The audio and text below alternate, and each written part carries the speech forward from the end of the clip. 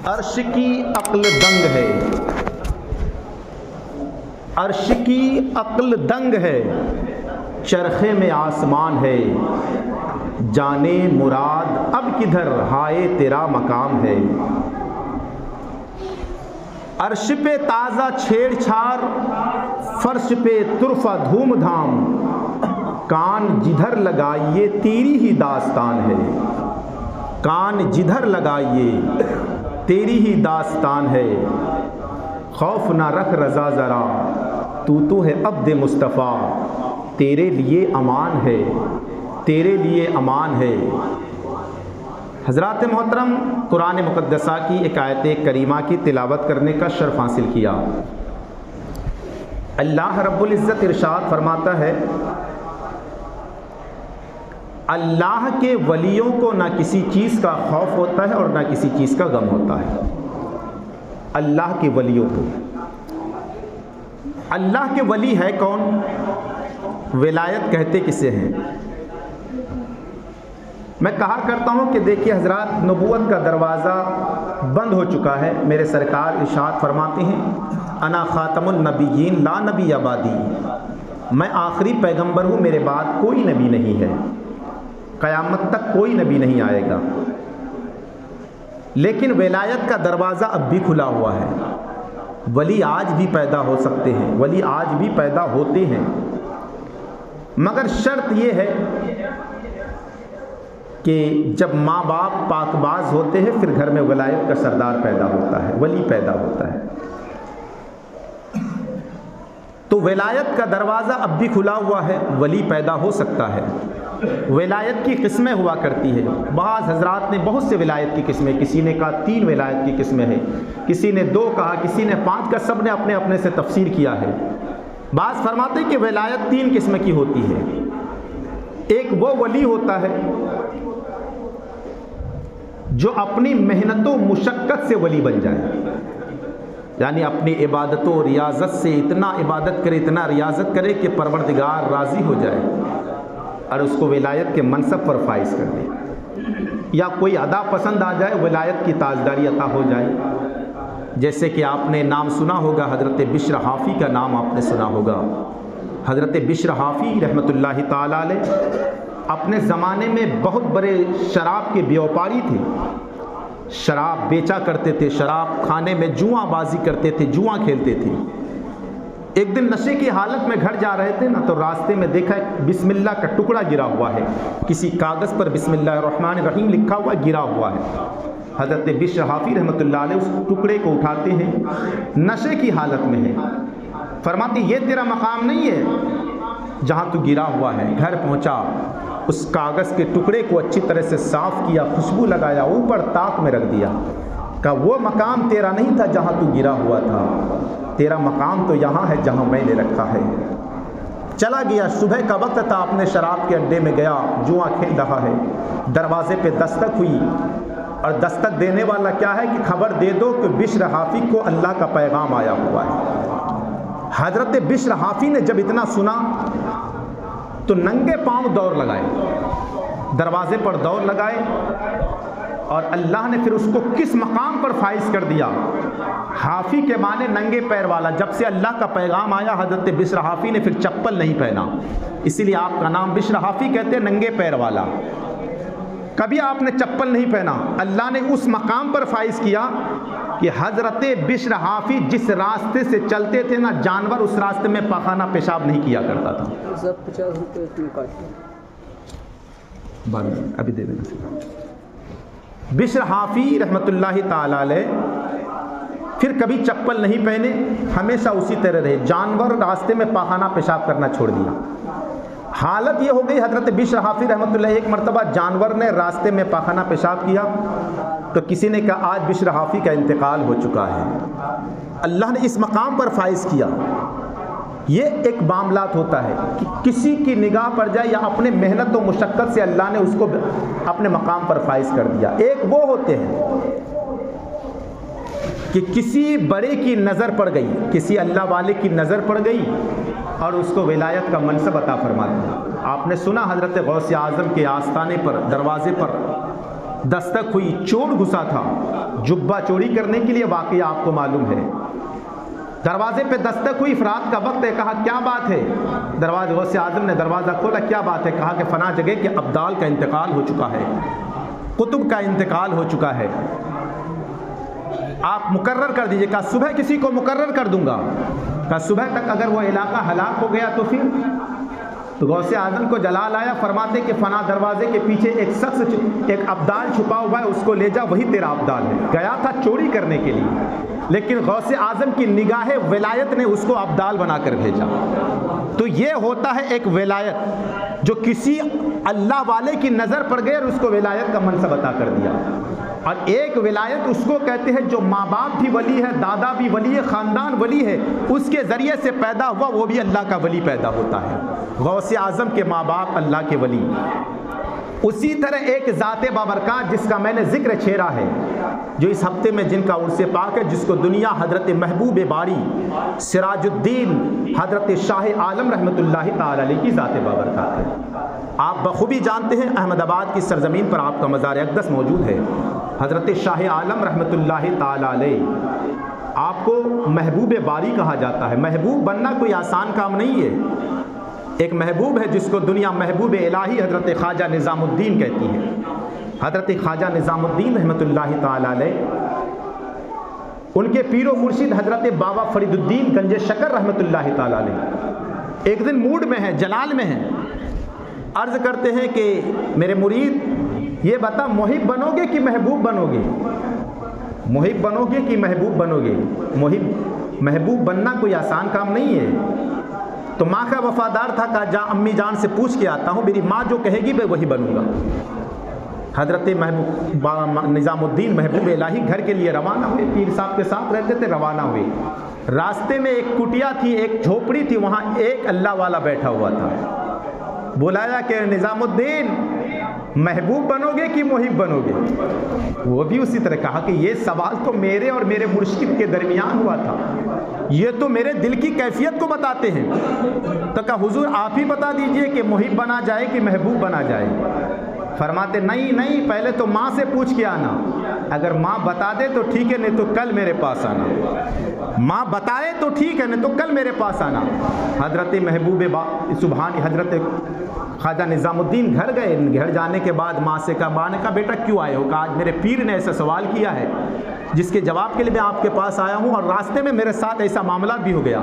माँ ने कहा एक काम कर, आराम कर ले, रात भर खाना खा ले, जो भी कर ले, सुबह जाना उसी बुज़ुर्ग से पूछना, उसी से पूछना कि मुहिब बनना है कि महबूब बनना है। रास्ते से गए तो गया तो देखा फना, तो आज ना कुटिया नज़र आ रही है ना वो शख्स नज़र आ रहा है। पूछा ये कहाँ है? कहा कौन? कहा कि जो अल्लाह के वली बैठे हुए थे। कहा किस अल्लाह की वली की बात करते? वो तो एक ऐसा आदमी था दीवाना, वो तो रात ही में इंतकाल हो गया। कहा उसका कब्र का है? कब्र की बात पूछते हो, कचरे के ढेर में फेंक दिया गया है, कचरे के ढेर में उसको फेंक दिया गया है। हज़रत महबूब खुतबे फरमाते हज़रत ख्वाजा निज़ामुद्दीन गए, पर जाने के बाद है बुज़ुर्ग तूने कहा था कि कल आना, जिसको अपनी परवाह नहीं कि कल क्या होने वाला है, वो मेरे दिल की कैफियत को बताता है। अब मैं कैसे कहूँ कि महबूब बनना है कि मुहिब बनना? मैं तेरे भरोसे पर आया था, तुझको अपनी पता नहीं कि कल क्या होने वाला है।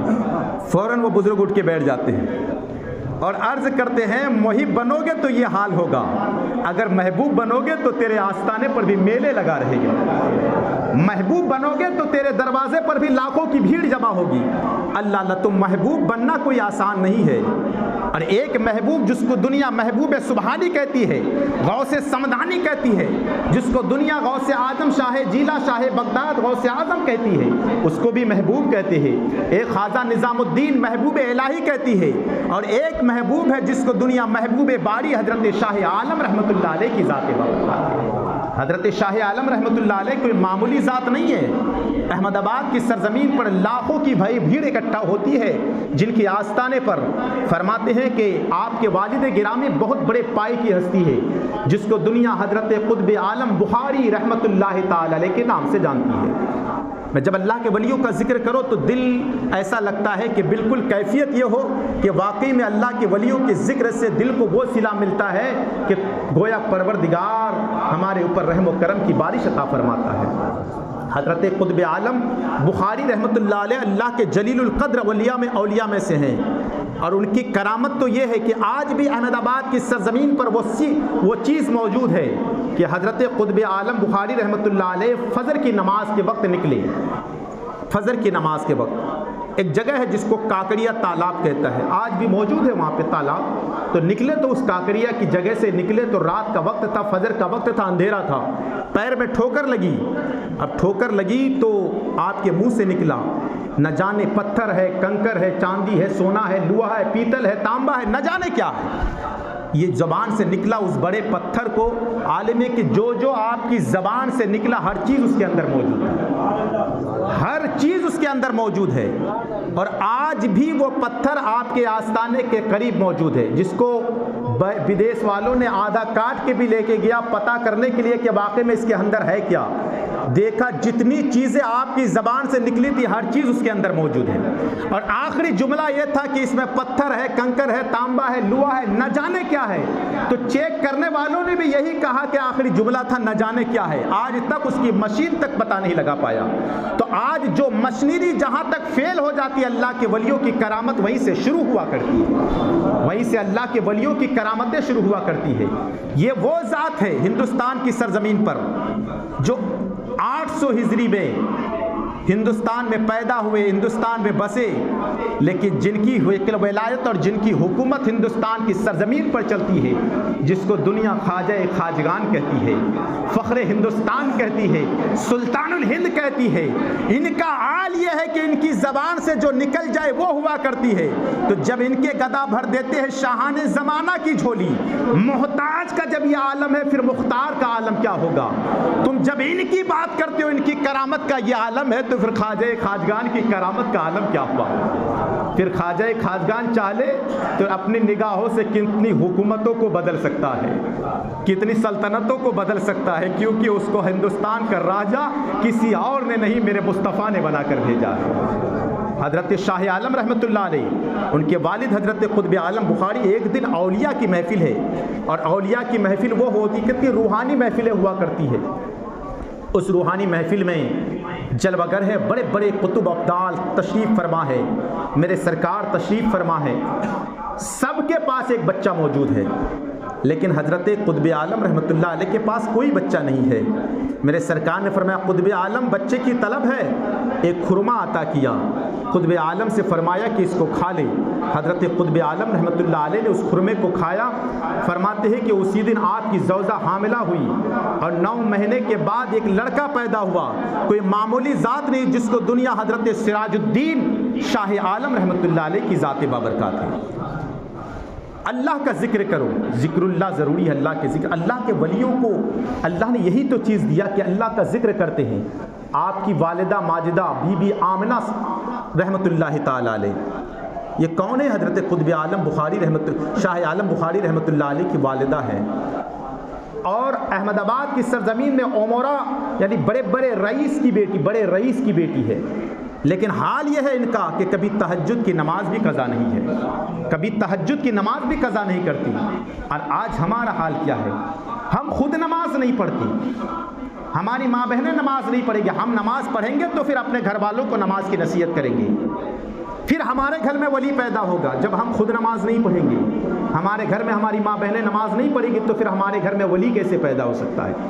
वली तो कहते उसको है जिससे परवरदिगार राज़ी हो जाए, उनके हर चीज़ उसको मिल जाए, तब अल्लाह का वली बना करता है। हम सोचते हैं कि सिर्फ सोच सोच के वली बन जाए, तो फिर वली नहीं बना करता। जिनकी वालिदा का आलिम यह है कि तहज्जुद की नमाज भी कज़ा नहीं है। हज़रत शाह आलम रहमतुल्लाह ताला अलैह अभी माँ के शिकम में है, अल्लाह ने उनको कितना बड़ा मर्तबा अता किया। आपकी वालिदा फरमाती है जब 8 महीना हुआ मेरे शिकम में, अचानक पेट में दर्द शुरू हुआ, इतना दर्द हुआ कि रहना मुश्किल था। दाया आई ये करने के लिए कि हो सकता है कि हमल का वक्त करीब है, यानी बच्चे की पैदाइश का वक्त करीब है। माँ के शिकम से आवाज़ आई हज़रत शाह आलम रहमतुल्लाह अलैह की कि दूर हट जा, अभी 1 महीना मेरे आने में बाकी है। अल्लाह अल्लाह, ये ज़ात है हज़रत शाह आलम रहमतुल्लाह अलैह की। हज़रत क़ुत्ब आलम बुखारी रहमतुल्लाह अलैह एक मरतबा अपने तख्त पर आराम कर रहे हैं, आराम से सोए हुए, तरावी का वक्त है, तरावी हो चुकी है, हज़रत शाह आलम क़ुत्ब आलम आराम कर रहे हैं। और आपकी वालिदा तरावी की नमाज़ पढ़ रही है। अब कुल या अय्युहल काफिरून में आए तो किसी लफ्ज़ में ज़बर ज़ेर की गलती हो गई तो अंदर से आवाज़ आई कि आपने फ़ना चीज़ गलत पढ़ा है। उनकी वालिदा ठीक करने के बाद आई हज़रत क़ुत्ब आलम के पास कि मैं आपकी आवाज़ को पहचानती तो हूँ, ये आपकी आवाज़ नहीं कि मेरी नमाज में फ़ना आयत में गलती हुई, किसी ने टोका है।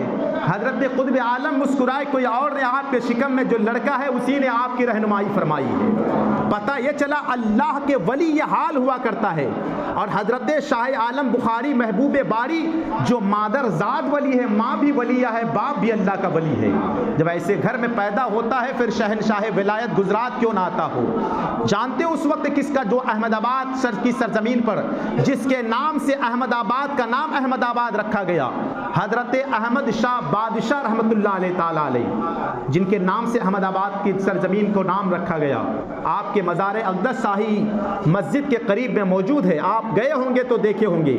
जिनके नाम से जिनकी हुकूमत का हाल ये है, हज़रत अहमद शाह बादशाह रहमतुल्लाह अलैह बहुत बड़े आलिम भी है और अपने वक्त के शहनशाह भी है। हज़रत अहमद शाह बादशाह रहमतुल्लाह अलैह एक मरतबा तालाब के किनारे है ना, तो क्या देखा कि एक मटके में एक मटका पानी के अंदर बह रहा है तो अपने खादिमों से कहा कि उसको लेकर आओ। देखा तो एक शख्स कत्ल किया गया है और कत्ल करके उसके अंदर डाल दिया है, बहा दिया गया। तमाम कुम्हारों को जमा किया, बता ये मटका किसका है। सब जमा हुए तो किसी जिसने बनाया था उसने कहा हुजूर ये मेरा है। कहा किसने, तुमने ऐसा किया? कहा मैंने नहीं, मुझसे फना शख्स ने खरीदा था। उसको बुलाया, हाल पूछा गया, कहा मैंने किसी वजह से, लालच की वजह से इसे कत्ल कर दिया। हज़रत शाह अहमद शाह बादशाह रहमतुल्लाह अलैह उसके एवज में उसे कत्ल करवा दिया। हाल ये उस वक्त की हालात और हुकूमत की बात करता हूँ, जो इस वक्त की हुकूमत जिसका हाल ये है कि जितने बड़े गुनहगार और जितने बड़े पापी हुआ करता है वो ऐसा ही पाक और शफ़ाफ हो जाता है जैसे उसने कुछ किया ही नहीं है। लेकिन उस वक्त का हाल ये था, जो गुनहगार जो सज़ा किया दे, सज़ा कोई अगर किसी को कत्ल करता था तो उसके बदले उसको कत्ल कर दिया जाता था। हज़रत अहमद शाह बादशाह रहमतुल्लाह अलैह ने उसे कत्ल करवा दिया। उस ज़माने में हज़रत शाह आलम बुखारी रहमतुल्लाह ताला अलैह पैदा हुई, जब आपकी हुकूमत, जब अहमदाबाद की सरजमीन पर हज़रत क़ुत्ब आलम रहमतुल्लाह ताला अलैह एक जगह इस्तिग़राक़ में है, इबादत कर रहे हैं, नमाज़ पढ़ रहे, इबादत में मुस्तग़रक़ है, आलम कैफियत में है। और आलम कैफियत में अचानक दिल की मुक़द्दर की सितारा जागा है, सरकार तशरीफ़ लेकर आ गए। और सरकार जब तशरीफ़ लेकर आए समझ लो मुक़द्दर की मेराज हो जाया करती है, क्योंकि मेरे सरकार वो ज़ाते बाबरकात है जिसको ज़ियारत नसीब हो जाए फिर उसकी मुक़द्दर का क्या कहना है।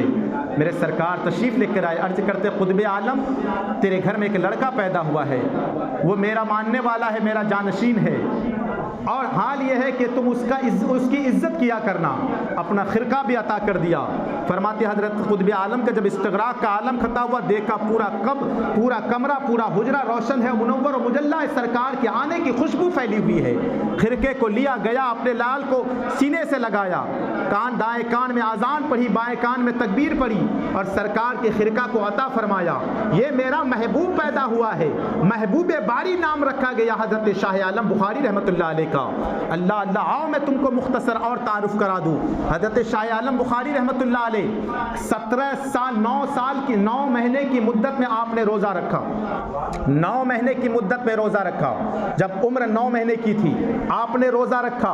अल्लाह अल्लाह, उसके बाद हाल ये है हज़रत शाह आलम बुखारी रहमतुल्लाह अलैह का 17 साल की मुद्दत में हर उलूम से फारिग हो गए, 17 साल की मुद्दत में। और हाल क्या है हज़रत शाह आलम रहमतुल्लाह अलैह का, आपका पलंग आज भी वहाँ पे मौजूद है, आपका वो तख्त जो आपके करीब मस्जिद है वहाँ आज तक मुअल्लक रखा हुआ है। अल्लाह अगर हाल ये हज़रत शाह आलम बुखारी रहमतुल्लाह अलैह अपने बच्चों को दर्स देते हैं, बच्चों को कुरान की हदीस का दर्स देते हैं, पढ़ाते हैं। तबीयत ख़राब हो गई, और जब तबीयत ख़राब हो गई तो कई दिन नहीं 40 दिन तक मुसलसल तबीयत ख़राब रही, अपने दरसगाह में पढ़ाने के लिए हाजिर ना हो सके। जब 40 दिन के बाद बीमारी से इफाका हुआ तो होने के बाद जब आने के बाद आपने बच्चों की तालीम शुरू की तो वहाँ से शुरू किया जहाँ से आपने छोड़ा। बच्चे अर्ज करते हैं कि हुजूर आपने तो कल यहाँ से पढ़ाया था, आज आप पीछे से पढ़ा रहे हैं। हज़रत शाह आलम बुखारी रहमतुल्लाह अलैह की अजीब सी कैफियत हो गई, 40 दिन से तो मैं आया नहीं था, अचानक आलम आँखों को बंद किया, अल्लाह ताला ने अपने वलियों को वह मकाम अता फरमाया है। उल्टे ही चाल चलते हैं दीवान गाने इश्क, आँखों को बंद करते हैं दीदार के लिए। आँखों को बंद किया, सरकार तशरीफ लेकर आ गए कि शाह आलम जब तुम बीमार पड़े थे तुम्हारे दिल में ये मलाल था, मलाल ये था कि तुम्हारे बच्चों की तालीम में ये हो जाएगा, तालीम से दूर हो जाएंगे, यानी उस पढ़ाई छूट जाएगी, इसलिए मैं तुम्हारी शक्ल में रोज आके पढ़ा दिया करता था, रोज आके पढ़ा दिया करता था। इतना सुनना था हजरत शाह आलम फौरन उस तख्त से खड़े हो जाते हैं और उस तख्त को मस्जिद के एक कोने में मुअल्लक कर देते हैं। जब आपका विसाल बाकमाल हुआ तो आपके खादिमों ने आपके तख्त को मुअल्लक कर दिया। हजरत फरमाते हैं कि जब कोई किसी की दुआ कबूल ना हो उस तख्त के नीचे दुआ करो, अल्लाह दुआएं कबूल कर लिया करता है, अल्लाह दुआओं को कबूल कर लिया करता है। और इसके ताल्लुक से हजरत सदरुस्सरिया मौलाना अमजद अली खां अपनी फरमाते हैं, एक मरतबा आपके एक खादिम के साथ, आपके एक मुरीद के साथ आप अहमदाबाद की सरजमीन पर पहुंचे और उस तख्त के नीचे दुआएं की। आपके मुरीद ने पूछा, हुजूर क्या दुआ की? हर्ज करते मैंने दुआ की, अल्लाह तबारक व तआला मुझे हर साल हज नसीब अता करे, अल्लाह तबारक व तआला हर साल हज नसीब अता करे। तो उनके मुरीद ने सोचा कि शायद ये हो सकता है कि आपने दुआ की कि जब तक आप जिंदा रहें तब तक आपका हर साल हज कबूल हज अदा हो जाए। फरमाते उसी साल अब हज अदा करने जा रहे थे, पानी जहाज का ये था, पानी के जरिए से सफ़र हुआ करता था, अब अभी कदम भी ना रख पाए थे, अचानक तबीयत नासाज हुई और आपका विसाल हो गया। अब बुखारी शरीफ की हदीस है, हजरत सदरुस्सरिया मौलाना अमजद अली खां अपनी किताब में खुद फरमाते हैं कि कोई शख्स अगर हज करने के लिए गया, हज अदा कर लिया, हज अदा करने के बाद वापस आया, उसको एक हज का सवाब मिलेगा। मगर कोई शख्स हज करने जा रहा था, अभी हज किया नहीं है, उससे पहले अगर उसका इंतकाल हो जाए तो कयामत तक हर साल हज का सवाब मिलता रहेगा, हर साल हज का सवाब मिलता रहेगा। उनके मुरीद ने कहा मैं समझ गया कि अल्लाह तबारक व तआला ने कयामत तक आपकी मुकद्दर में हज लिख दिया है, क्योंकि आपकी दुआ कबूल हो गई है कि हर साल अल्लाह तबारक व तआला हज नसीब अता करे।